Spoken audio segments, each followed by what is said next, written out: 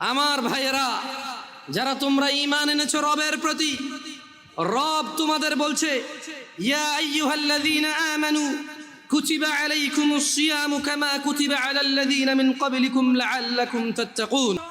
যারা তোমরা ঈমান এনেছো শেষ দিবসের প্রতি, যারা তোমরা জানো এই পৃথিবী চিরস্থায়ী নয়, মৃত্যুর পর সাক্ষাৎ করবে তোমরা পৃথিবীর প্রতিপালক মানুষের স্রষ্টার সাথে, যিনি আমাদের সব কর্মকাণ্ডের হিসেব রক্ষা করছেন এবং সেই হিসেবের সম্মুখীন আমরা হতে হবে।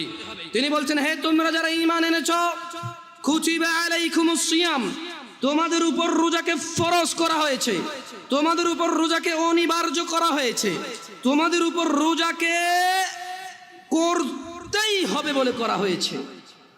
কেউ এটা থেকে পার পাবে না। কামা কুতিবা আলাল্লাযীনা মিন ক্বাবলিকুম, ও মুহাম্মদের উম্মতরা সাল্লাল্লাহু আলাইহি ওয়াসাল্লাম, তোমরা যারা ঈমান এনেছো আল্লাহর প্রতি, জেনে রাখো তোমাদের উপর রমাদানকে ফরজ করা হলো যেমন তোমাদের পূর্ববর্তী, তোমাদের আগে যে নবী রাসূল এসেছে, তোমাদের আগে যে উম্মতরা ছিল, ওদের উপরও যেমন রোজা ফরজ ছিল, ঠিক তোমাদের উপরও তেমন রোজা ফরজ। কেন এই রোজা ফরজ করে? আল্লাহ বলছে যে আল্লাহ নাকি এটা দয়া করেছে।